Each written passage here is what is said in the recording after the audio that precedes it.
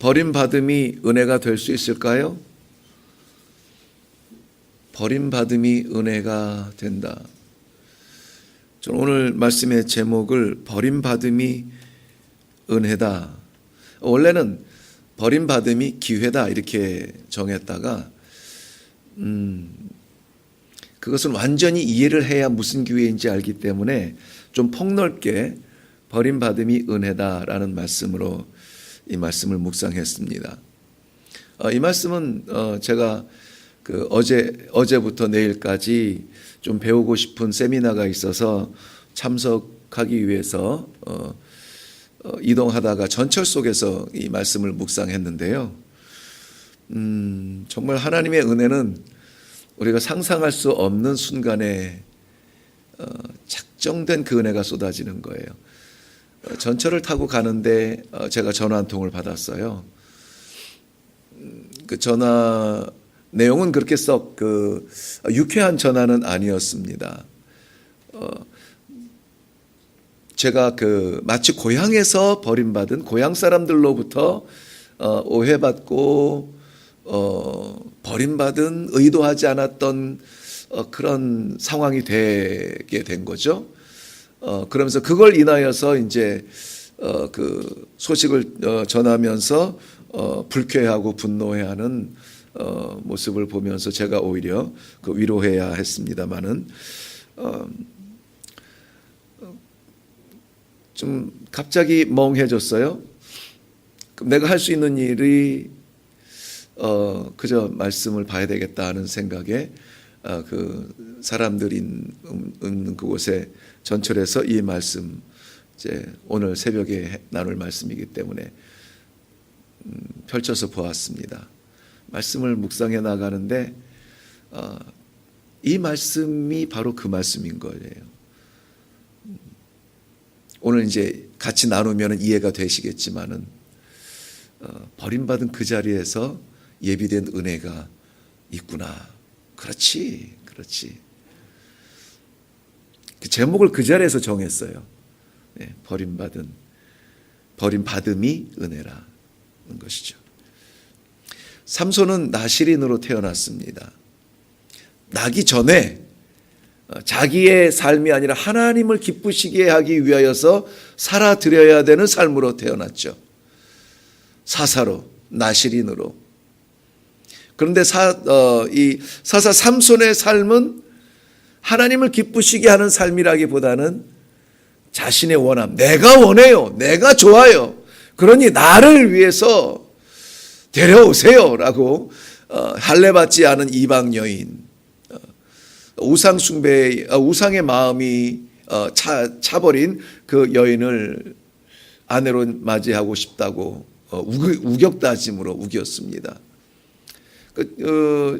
잘못된 판단은 결국 즐거워야 하는 그 혼인잔치가 처가댁에서 베풀어진 그 잔치가 오히려 30명을 죽여야 했던 그 슬픈 기록을 남기게 됐죠.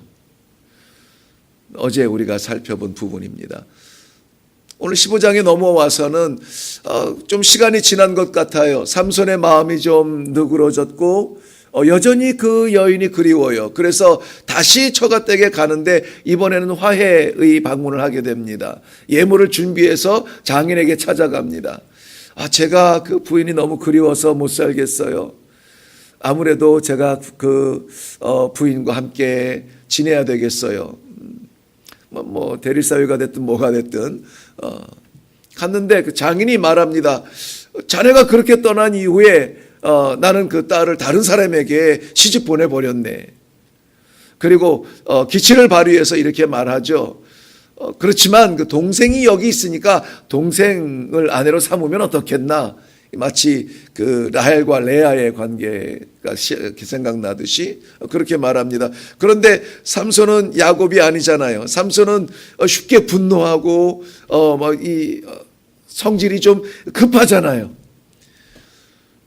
그런 이 자기의 아내를 다른 사람에게 시집 보냈다는 그 말에 분노를 느끼게 됩니다. 그리하여서 들에 나가서 여우 300마리를 잡아요. 어떻게 잡았는지는 기록되지 않습니다만은 여우 300마리를 잡아서 이 두 마리를 서로 이 꼬리를 묶어서 그 꼬리에 횃불을 달아요.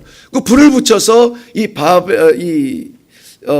블레셋 사람의 그 밭에, 곡식이 풍성한 그 밭에 이 여우들을 풀어놔 버립니다. 그러니 여우가, 그렇지 않아도 빠른 여우가 꼬리가 묶여 있으니까 당황해서, 게다가 불이 붙어 있으니까는 여기저기 막 다니고 뛰어다닙니다. 성경 말씀에 보면은 오늘 우리가 읽지는 않았지만 채 추수 거두지 않은 곡식단까지도 다 태워버렸다 그래요. 그러니까 거두어 놓은 것이 뭐 벼라든지 이런 것도 좀 말라야 추수를 하잖아요. 이렇게 까잖아요. 근데 아직 거두지도 않은 것까지 다 태워버렸다는 거예요. 그러니 블레셋 진영에는 난리가 난 겁니다. 이 우리 밭에 무슨 일이 난 거야? 알아보니까는 이러저러해서 그 사람이 자기 딸을 다른 사람들한테 줬다는구만. 그것 때문에 삼손이 화가 나서 이랬다는 거야. 뭐 원인이 그 집에 있어? 달려가서 그 장인과 그 딸을 불태워 죽여버립니다. 이 소식을 들은 삼손이 가만히 있을 수 없죠. 또 그 사람들에게 달려가서 복수를 해야 됩니다. 잔인하게 쳐서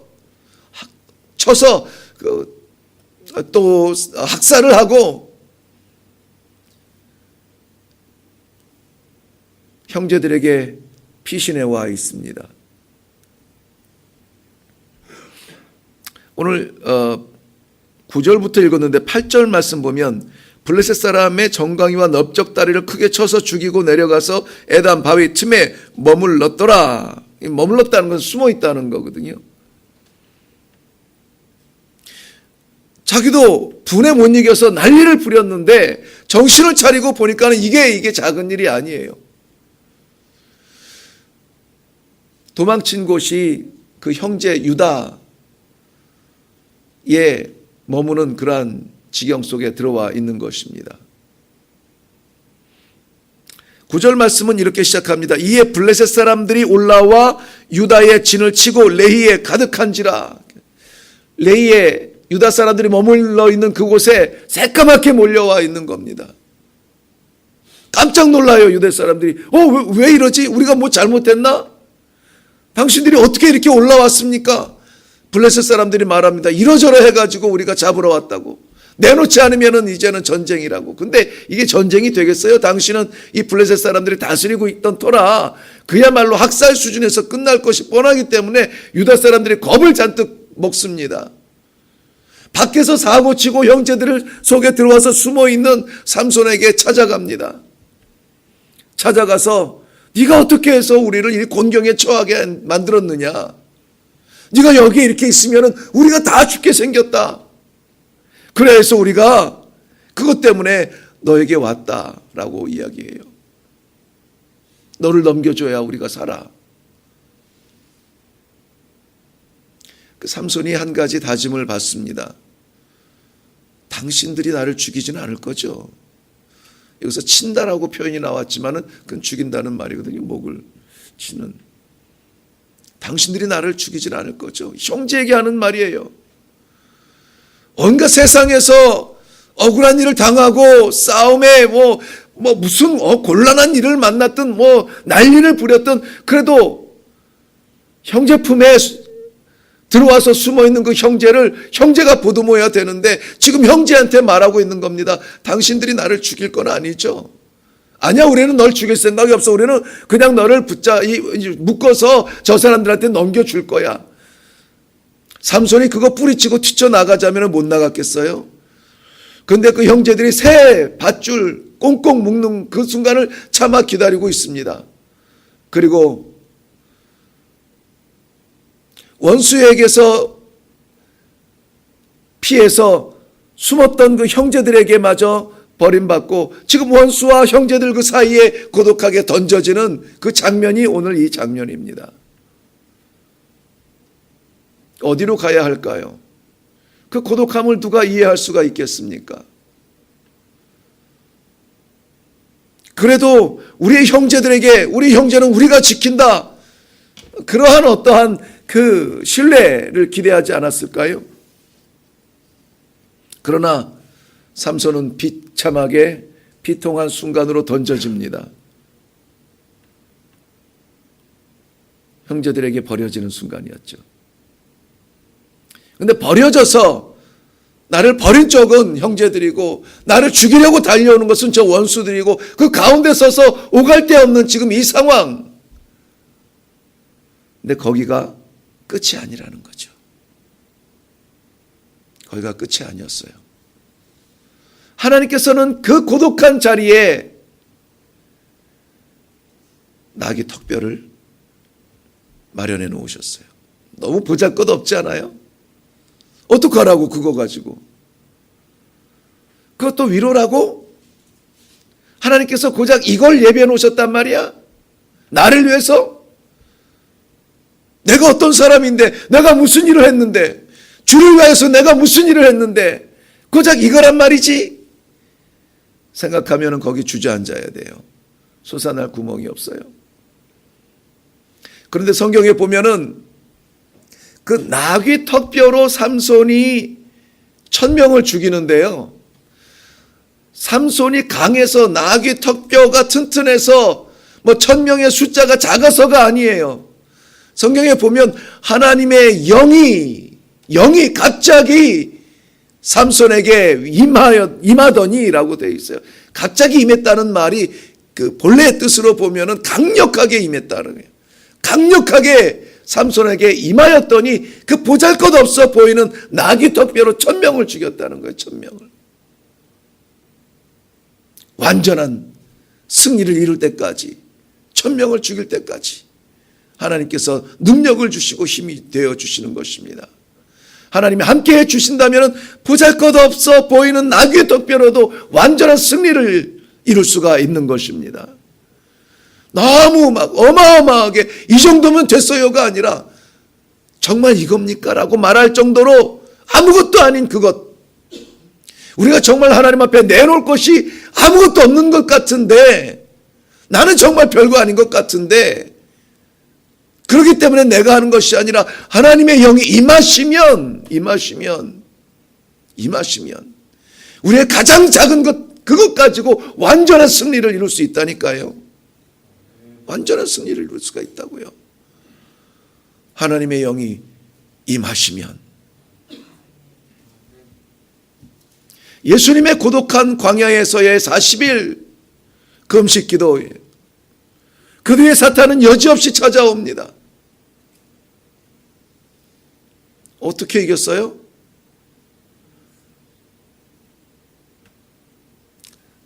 말씀으로 이겼죠?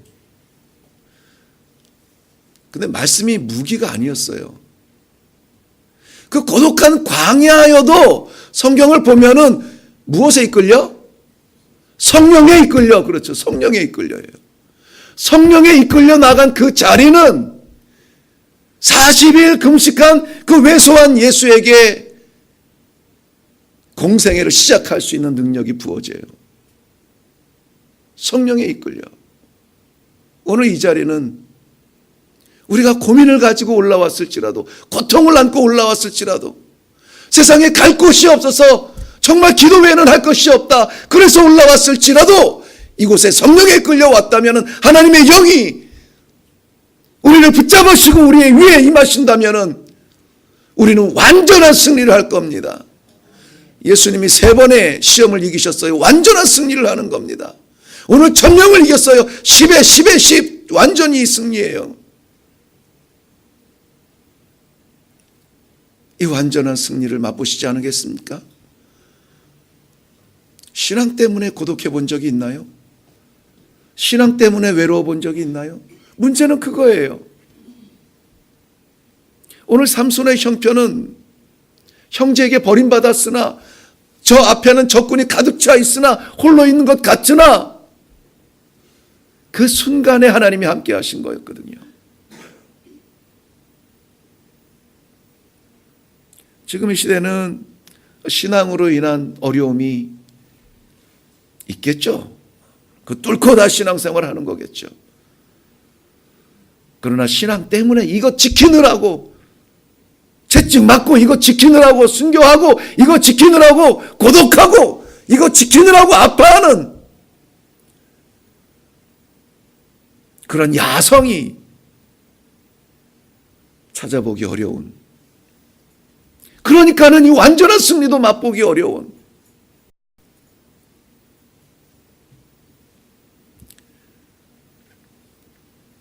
14절 말씀 보면 하나님의 영이 삼손에게 강력하게 임하셔서 그곳이 레히였으나 라맛 레히로 변하는 겁니다. 라맛 레히. 나귀 뼈의 동산, 그러니까 뼈로 세워진 그 시체의 동산을 이야기하죠. 완전한 승리를 선언하는 그 자리가 되었습니다. 그 자리까지 나아갈 때 주의 일을 하면서 아무도 알아주지 못한다고, 정말 최선을 다했으나 너무 힘들어 나 혼자만 있는 것 같다고, 나만 남은 것 같다고, 그 자리까지 나아갔을 때 바로 거기에 라맛 레히의 역사가 있게 됩니다. 간절하지 않으면은요, 간절하지 않으면 작은 게 보이지 않아요. 넉넉하면 그게 보이겠어요? 잘못 말했죠. 넉넉하면 작은 게 보이지 않아요. 간절하면 그 작은 것까지라도 눈에 보이거든요. 삼손은 지금 그 고독한 가운데, 사방에 갈 곳이 없는 고독한 가운데 나에게 턱뼈가 보였어요. 근데 그걸로 이기게 된 거죠. 그 자리가 사는 자리입니다. 그 자리가 사는 자리예요. 그런 자리까지 우리가 고독하게 떨어질 때, 고독하게 던져질 때, 버림받는 그 자리까지 나아갔을 때, 레히가 라맛 레히 될 때에, 그때 우리는 어떤 은혜를 맛보냐면요, 기억할 줄 알아요. 엔하꾸레의 은혜를 맛볼 수가 있어요. 칼로 1000명을 죽이는 것도 불가능하답니다. 나귀 턱뼈로 1000명을 죽이는 것은 사람이 할 수 있는 일이 아니에요.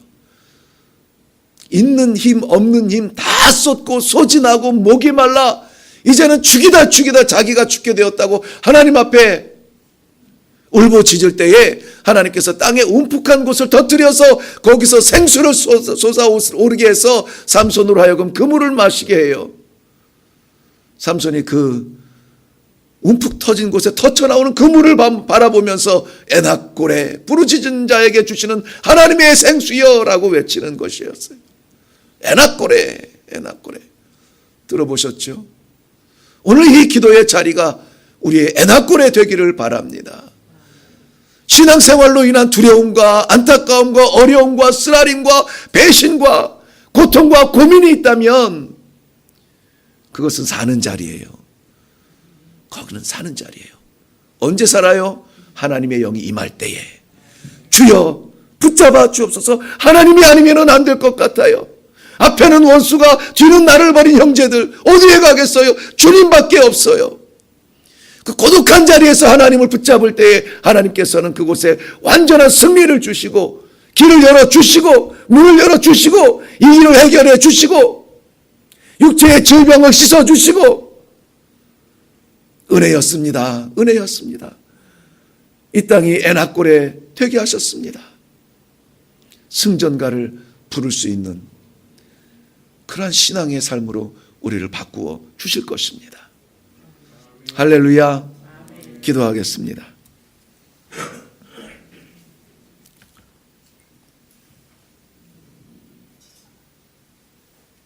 에낙골에 부르짖는 자에게 부어주신 하나님의 생수를 사모하며 우리들의 기도하는 이 자리가 에낙골에 되기를 원합니다. 주를 위한 자리에 신앙을 위하여서 그 고독한 자리까지 추락할지라도 놓지 아니하는 마지막 아버지의 영을 붙잡으려고 합니다. 성령 하나님 함께하여 주시어서 우리의 이 고독한 자리를 하나님 풍성하게 채워주시되 하나님의 은혜로 채워지게 하여 주시옵소서. 여러 가지 들고 온 문제들이 완전하게 해결받으며 완전한 승리를 얻으며 열린 하늘문을 바라보며 내려갈 수 있는 응답받는 귀한 자리가 되도록 축복하여 주시옵소서. 주시는 하나님의 생수가 이 재단에서 부어지게 하여 주시옵소서. 감사드리옵고 예수님의 이름으로 기도하옵나이다. 아멘. 기도하기 전에 제가 광고 하나 잠시 잊었는데요. 이번 주 금요일이 2월 1일입니다. 이번 주